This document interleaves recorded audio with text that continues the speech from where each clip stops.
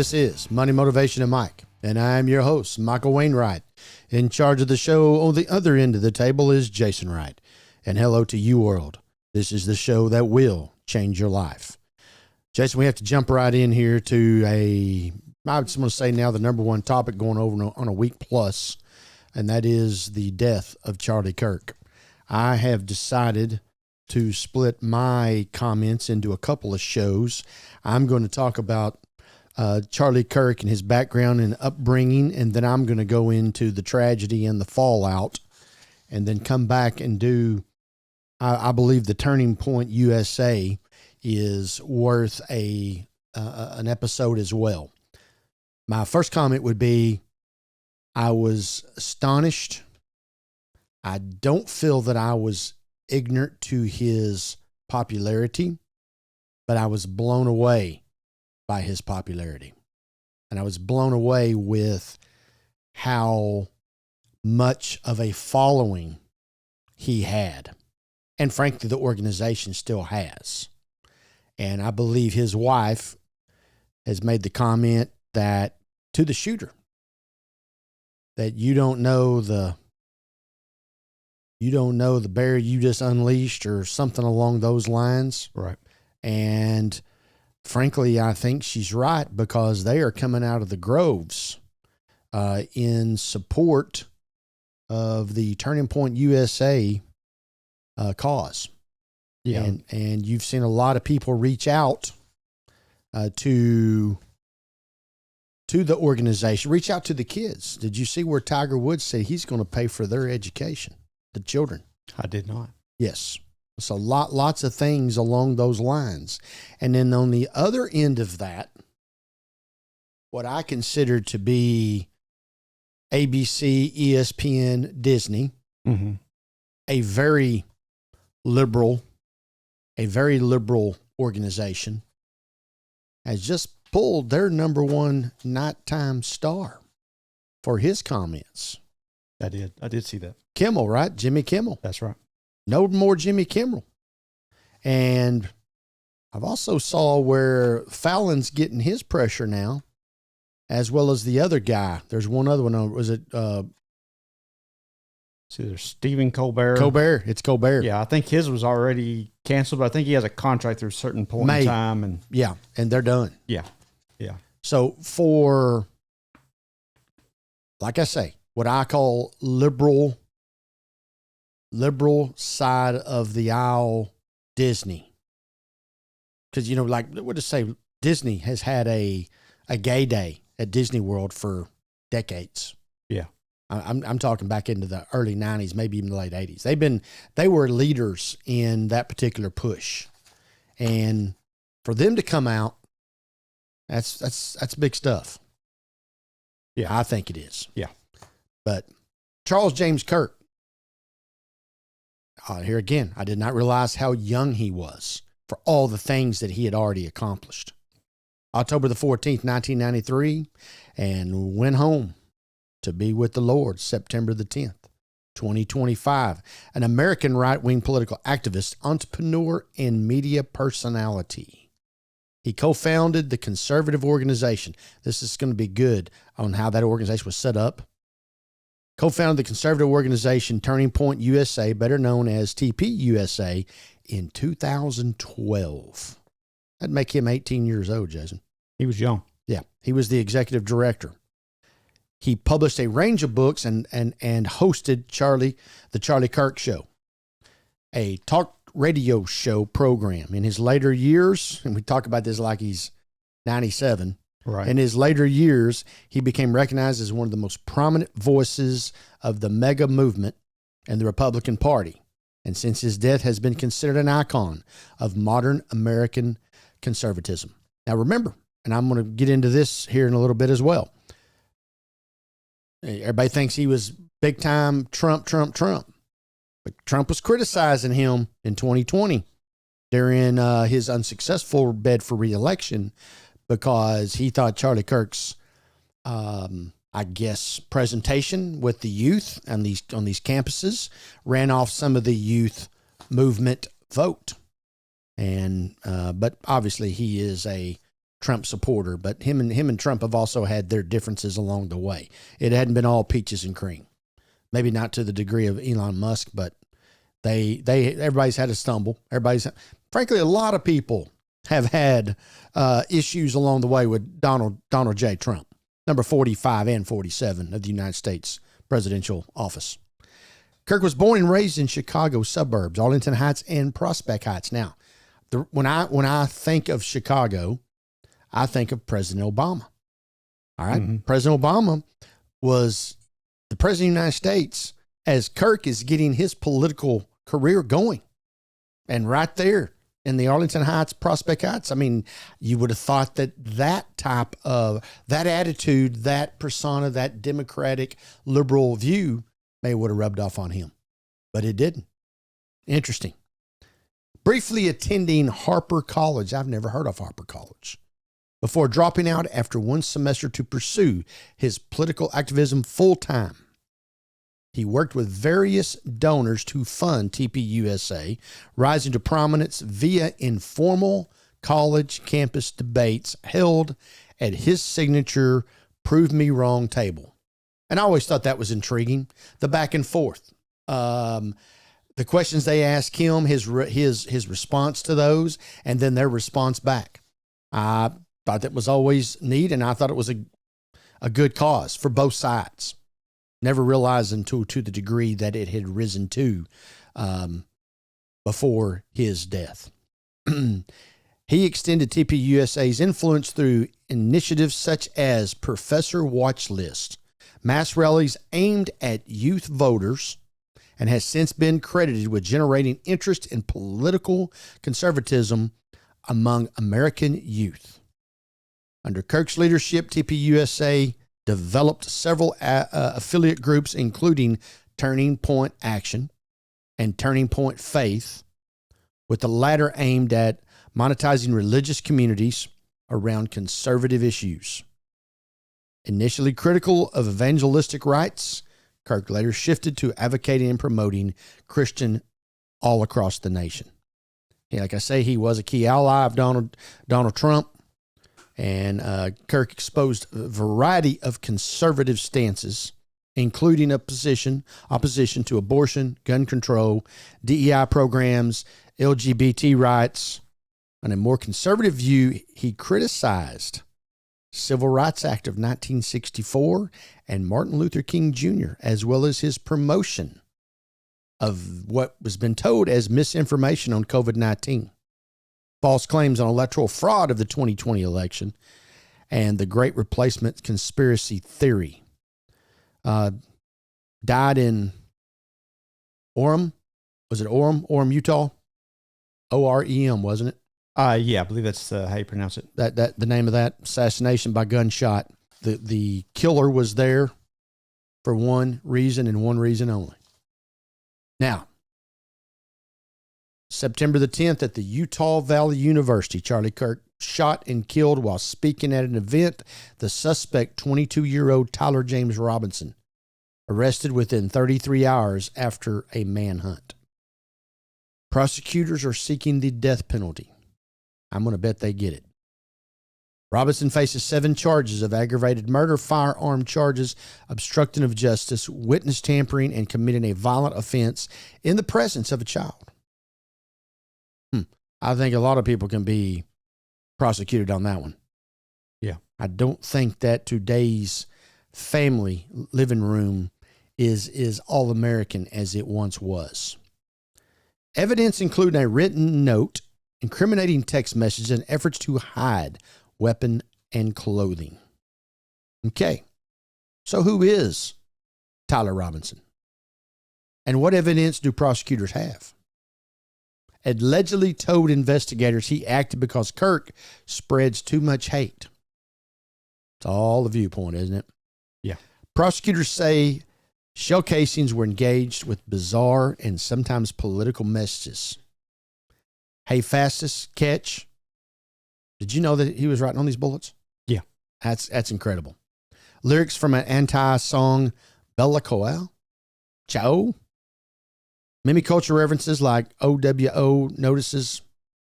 And if you read this, you are gay. LMAO. Yeah. Now I think that one may have been the fired casing. Is that right? Yeah. These engravings fueled debate about online radicalism and meme culture bleeding into real world violence. How about this roommate? Robinson's roommate, identified as his romantic partner, has been central in the investigation. Received text messages from Robinson confessing and giving instructions to delete evidence. Now, do you know if that person deleted evidence? I don't know that they actually did delete it, but he instructed him to do so. And this roommate did provide that to the FBI, from my understanding. Found a note under Robinson's keyboard about this plan. When asked why, Robertson allegedly said, "Some hate can't be negotiated out." The roommate has not been charged and is said to be fully cooperating with investigators. Their evidence helped prosecutors build the case that contributed to Robinson's arrest. Trying to figure out why they needed other evidence to arrest someone. Guess they couldn't identify him as he left the premises.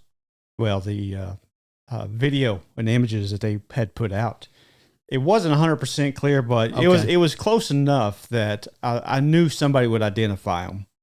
Matter of time. Yeah, so I think after they put out those images, I think that's when people started putting together and conversations were being had between the family and the roommate and whatnot. So, well, the shooting didn't just shock the local area; it exploded across social media worldwide.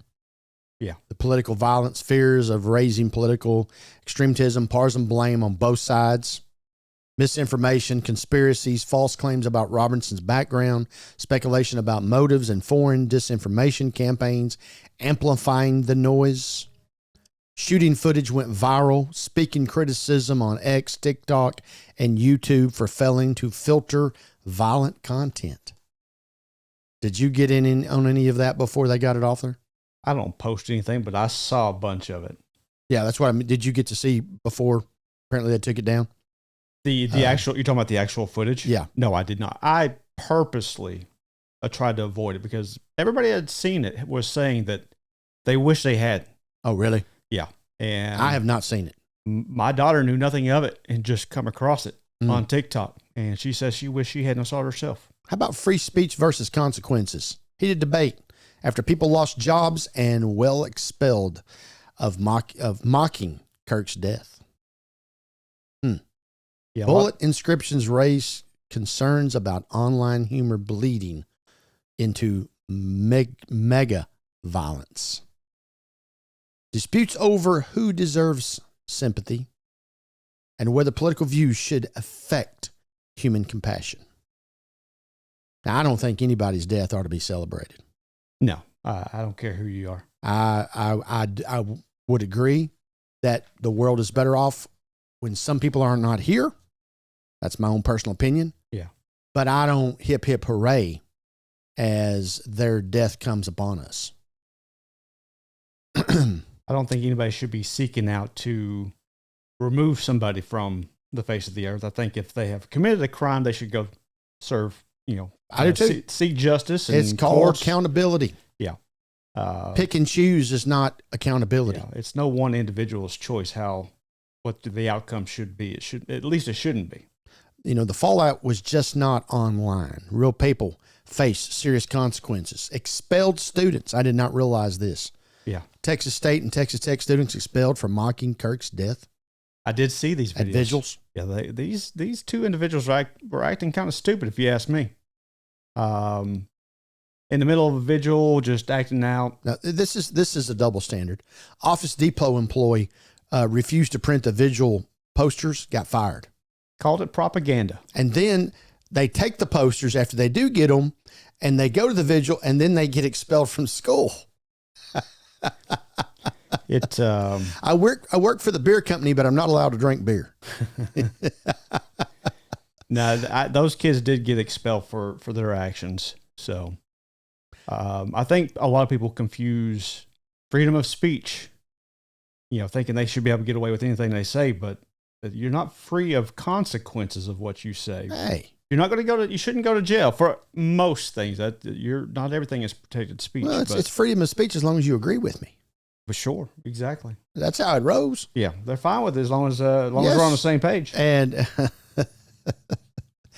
a Perkins Coie lawyer, a NASDAQ strategist, sports reporter, Phoenix sports reporter, all fired after post. Yeah. I saw where American Airlines took pilots and stewardesses off the planes and fired them or suspended them. Yeah. Don't know if they've been fired. Yeah. They grounded planes. Some of them have been suspended. Some are being fired. I think some of these suspended ones, who knows? They maybe just let things blow over and then let them back. Who knows? Okay. This is very difficult for me to read. Midland school teacher fired for saying Kirk got what he deserved. He deserved to die. Yeah. Is what this school teacher in conservative Texas just said.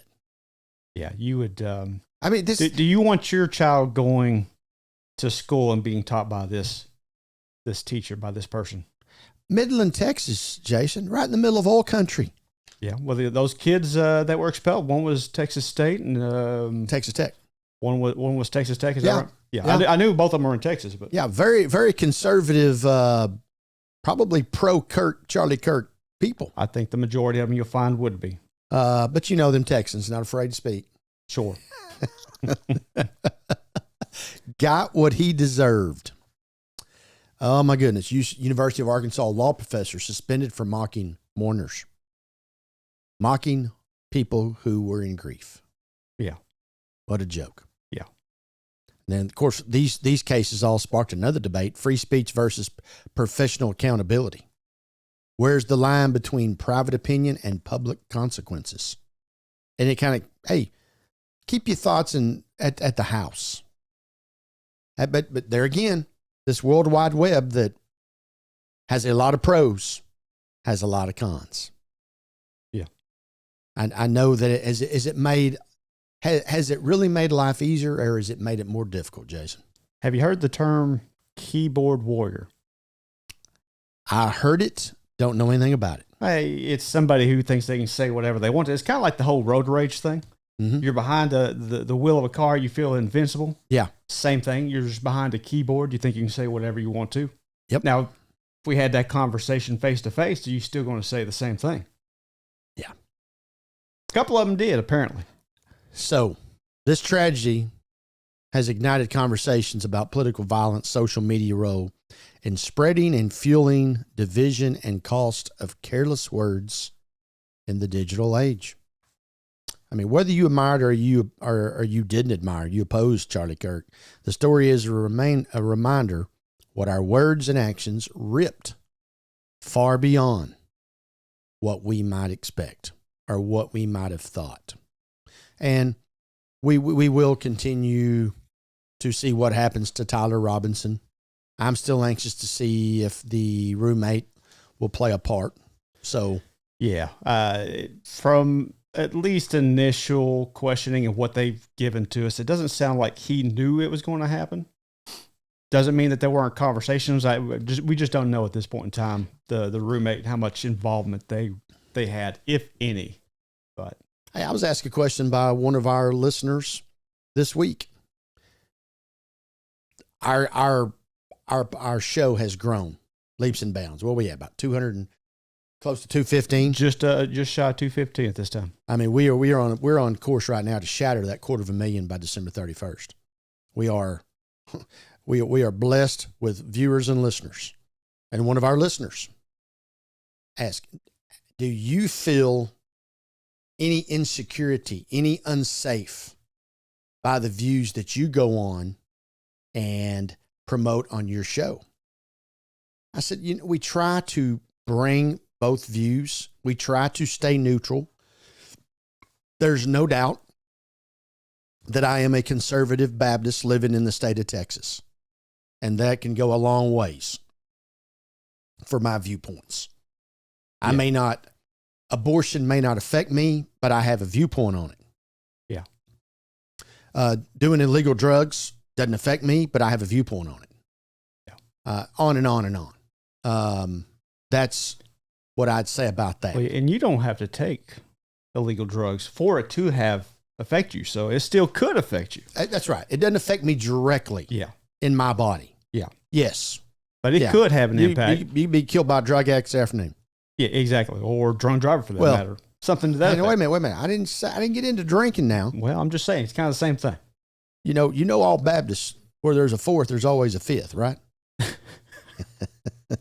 I have heard. I think the line. I don't know if you've seen the meme, but you've got the right and the left, and then center. And I was probably say pretty close to center. And as of a few years ago, that was center, but the left seems to be going further out. So that spectrum is getting a lot larger. So that center is also moving. So that moves you a little bit to the right based on where they've gone over the last few years. See, Jason, Baptist golfers, for that, we'll just say church-going golfers who play golf on Sunday. They always play their best rounds on Sunday morning. Is that right? That's God's punishment to them for not going to church, because they can't leave the golf course and talk about it because they didn't go to church. Uh-huh. I see. Makes sense. I might have made that one up, but I think it has. Hey, it works to me. I like it. It has a lot of credibility right there. As always, contact us, info@mx3.vip. Find all of our content at mx3.vip or at youtube.com/MX3 Podcast. Don't forget to like, subscribe, hit the bell icon to get notified of all of our new content. And just in a couple of days, I'm going to go and talk about Turning Point USA. So for everyone who's been a part of this show, continue to live your life the right way.